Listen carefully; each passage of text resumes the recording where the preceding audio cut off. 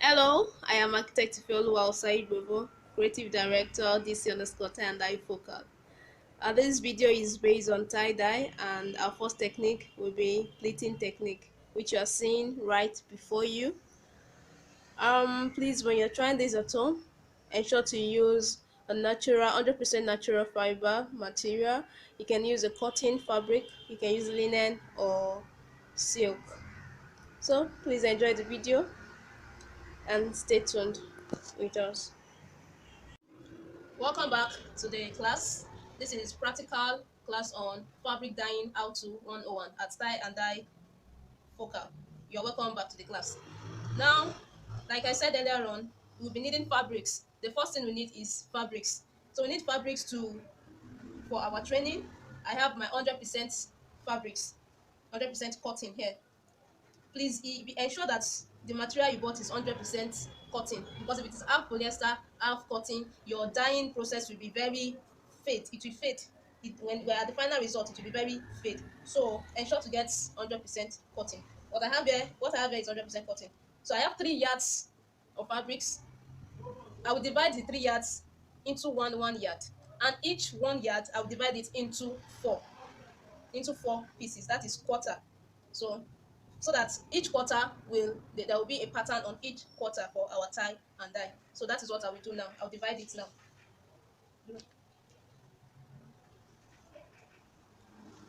Okay, I'll divide it now.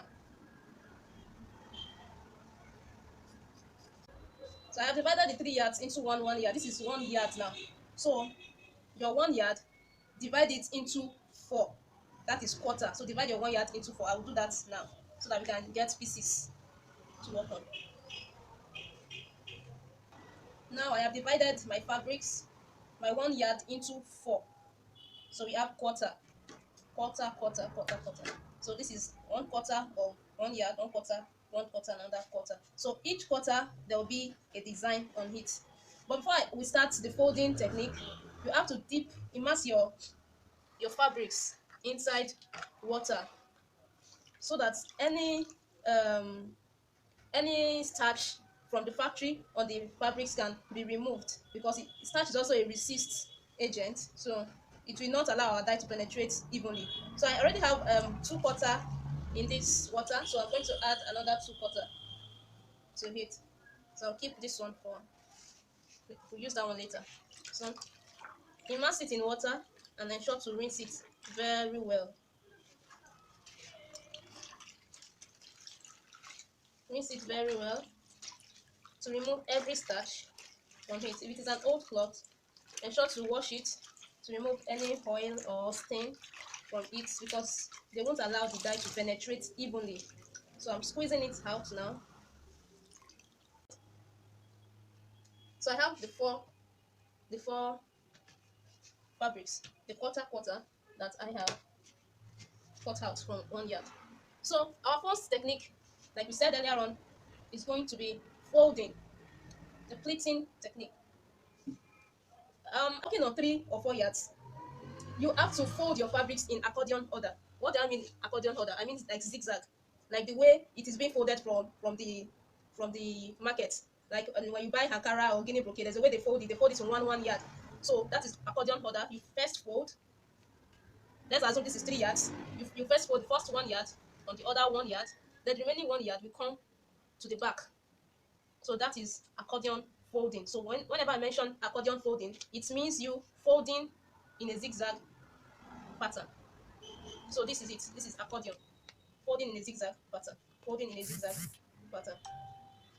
So that will help us if we are working on a large fabrics. So as of this is 3 yards in one yard, folding in accordion order. Then you start your pleating also in an accordion order, in a zigzag order. If you want a tiny pleat, then your folding must be tiny. But if you want a larger pleat, ensure that your folding is large. So you pleat zigzag, you pleat. Ensure you are in control of the fabrics. Not that the fabric will be controlling your hand. You control the fabric with your hand. Then you start folding. If it's not in order, you place it in order. You fold. Ensure you are in control of it. You fold, set your fabrics well, set it well before you proceed. If it is not well arranged, you arrange it. You fold. So I have my fabric pleated out. As you can see, it is well pleated. It is well pleated. You ensure it is well arranged. Ensure it is well arranged. So that is where the next thing brings us the use of twine or rubber band. I'll use rubber band for this. So I'm going to twist the rubber band. So you twist it twice. One, two. So that it can hold your fabrics very well. And when you're securing your fabrics, twist it twice. So I want to secure like I'm going to use like 4 rubber bands.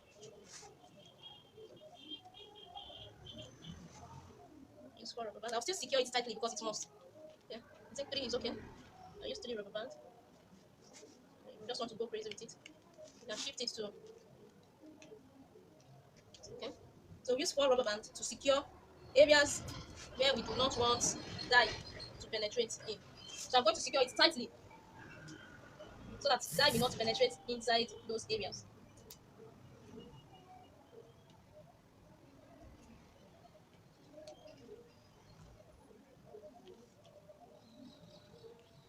Secure it tightly to avoid dye seeping inside. Okay, and I'll turn this to be able to secure here. Ensure to tighten it appropriately.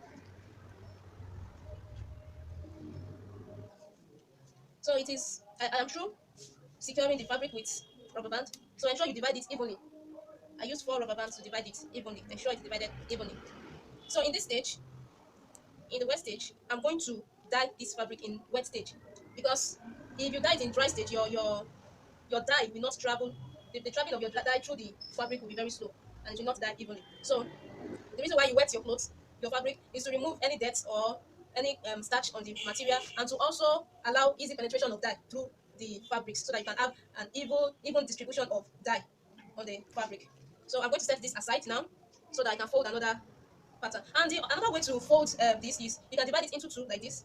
You can go crazy about it. You can divide it into two. Fold it here. You can fold it at the middle. Fold it into three. One, two, three. Instead of folding it straight like this, you can after folding, you can divide it into two. Then fold and fold. It will give you another pattern different from this a bit. So we try them out. But this is the first one that we are doing. So this is the pleating. So I'm going to open this up. I used purple and orange. So I use this technique, this method of applying dye to apply dye on this pleating because it's two different colors. So I applied purple in this at the hand area, and at the middle I applied orange color. So let's see how purple and orange goes. So before you dye your material, you must have thought of the color you want, and each color has their uniqueness, and you must be able to blend the colors well so that it will not look odd. So now we use purple and orange for this. So I'm trying to release this out because I still need the use of this rubber band. I didn't want to cut it. So I'm getting it out now. So you ensure that you rinse it before you open it out.